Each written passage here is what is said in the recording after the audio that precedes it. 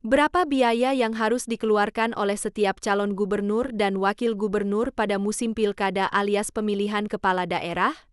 Ternyata biayanya luar biasa. Paling sedikit 20 miliar rupiah, bahkan ada yang mencapai 100 miliar rupiah. Profesor Emil Salim, ekonom senior dan pakar lingkungan hidup, pernah memposting di media sosial Twitter atau X bahwa Kementerian Dalam Negeri Republik Indonesia mencatat setiap calon mengeluarkan biaya 10–100 miliar rupiah. KPK menemukan bahwa 82% peserta pilkada didukung oleh sponsor alias cukong. Sehingga kita tidak heran jika anggaran pembangunan dan bantuan sosial banyak diselewengkan untuk bayar utang para calon itu jika terpilih. Ketika video ini dibuat, sedang ramai pemilihan kepala daerah serentak alias pilkada tahun 2024 termasuk di Jawa Barat. Mari kita coba hitung berapa biaya yang harus dikeluarkan oleh para calon gubernur dan wakil gubernur, serta bagaimana mereka harus menutupi biaya yang edan-edanan itu. Seorang mantan calon gubernur Jawa Barat tahun 2019 yang gagal membenarkan bahwa biaya yang harus disediakan oleh tiap calon berjumlah puluhan miliar rupiah. Kata si calon yang gagal itu, untuk honor saksi dari partai di tempat pemungutan suara atau TPS saja, paling sedikit 10 miliar rupiah. Bisa lebih dari 10 miliar rupiah. Berdasarkan data KPU, jumlah tempat pemungutan suara atau TPS di Jawa Barat berjumlah 140.457 TPS. Jika seorang saksi diberi honor minimal Rp100.000, maka harus disediakan dana 10 miliar rupiah. Honor saksi tidak merata. Zaman sekarang, jarang saksi yang mau dibayar Rp100.000. Sekurang-kurangnya mereka dibayar Rp200.000 per orang. Dengan demikian, dana yang harus disediakan oleh calon gubernur dan wakil gubernur Jawa Barat hanya untuk saksi di TPS saja, sekurang-kurangnya 10 miliar rupiah atau bisa mencapai 20 miliar rupiah karena ada TPS yang jumlah saksi tiap calonnya lebih dari 1 orang. Calon gubernur dan wakil gubernur Jawa Barat bukan hanya perlu menyediakan biaya untuk saksi, melainkan juga untuk biaya kampanye. Calon gubernur yang gagal itu mengatakan, biaya kampanye minimal 10 miliar rupiah, bahkan lebih. Artinya, si calon harus menyediakan biaya sekurang-kurangnya 25–30 miliar rupiah. Wow! Dari mana biaya sebanyak itu? Pasti bukan hanya dari para calon, melainkan ada sponsor dari pengusaha. Para calon membuat kontrak politik, baik tertulis maupun tidak tertulis.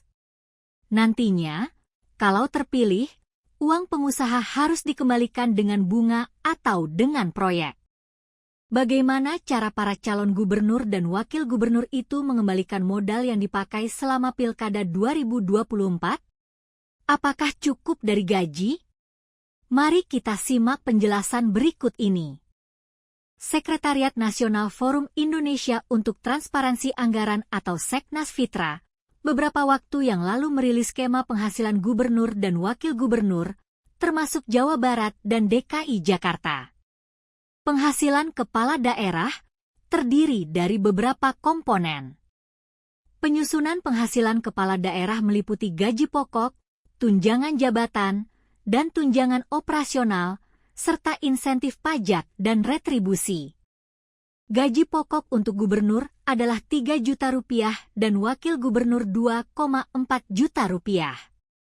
Ini berdasarkan landasan hukum pasal 4 Peraturan Pemerintah Nomor 59 Tahun 2000 tentang hak keuangan atau hak administratif kepala daerah, wakil kepala daerah.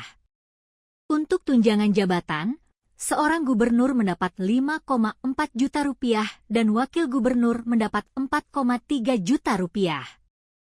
Hal ini diatur dalam pasal 1 ayat 2 Keputusan Presiden Nomor 68 Tahun 2011.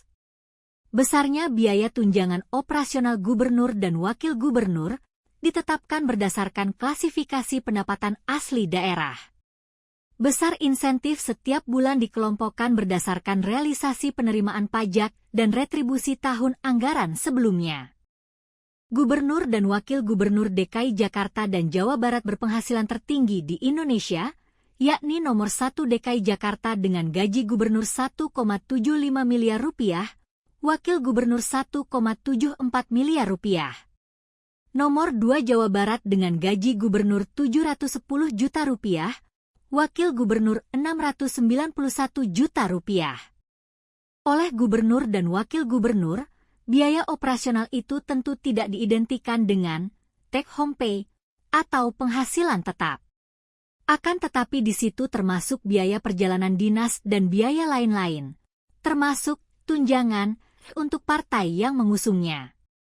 Sebanyak 50% biaya operasional itu dipakai untuk perjalanan dinas dan lain-lain, sebanyak 50% lagi sebagai gaji. Kita hitung dengan matematika sederhana saja. Kalau biaya operasional Gubernur Jawa Barat 710 juta rupiah, berarti tiap bulan 50% dari 710 juta rupiah adalah 355 juta rupiah per bulan. Wakil Gubernur 50% dari 691 juta berarti 345 juta rupiah per bulan. Jika dipotong lagi dengan hal lain-lain, maka sekurang-kurangnya penghasilan gubernur 150 juta rupiah dan wakil gubernur 100 juta rupiah tiap bulan. Dengan perhitungan matematika sederhana itu, dalam 5 tahun masa jabatan, maka penghasilan gubernur Jawa Barat 150 juta dikalikan 60 bulan, total 9 miliar rupiah, dan wakil gubernur Jawa Barat 100 juta dikalikan 60 bulan, total 6 miliar rupiah. Jika dijumlahkan penghasilan gubernur dan wakil gubernur Jawa Barat, maka totalnya 15 miliar rupiah. Jika biaya saksi di masa kampanye 14 miliar rupiah, ditambah biaya kampanye 15 miliar rupiah, maka total 29 miliar rupiah. Berapa sisa gaji gubernur dan wakil gubernur Jawa Barat? Sisanya 29 miliar rupiah dikurangi 15 miliar rupiah, berarti minus 14 miliar. Katakanlah minusnya bisa ditekan sampai 6 atau 7 miliar, tapi untuk menutupinya dari mana? Bisa dari cukong-cukong yang membiayai kampanye dengan konsekuensi dapat proyek dari pemerintah daerah Jawa Barat, atau korupsi, baik korupsi yang tidak terang-terangan maupun korupsi yang terang-terangan, wallahualam bisawab, hanya mereka yang tahu.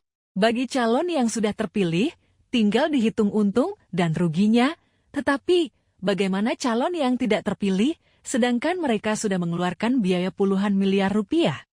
Amblas lahir batin. Ngutang kemana-mana. Sekali lagi, bagaimana pula dengan gubernur dan wakil gubernur terpilih? Tentu saja, ada potensi korupsi untuk menutupi biaya pilkada. Hanya mereka yang tahu, wallahualam bisawab.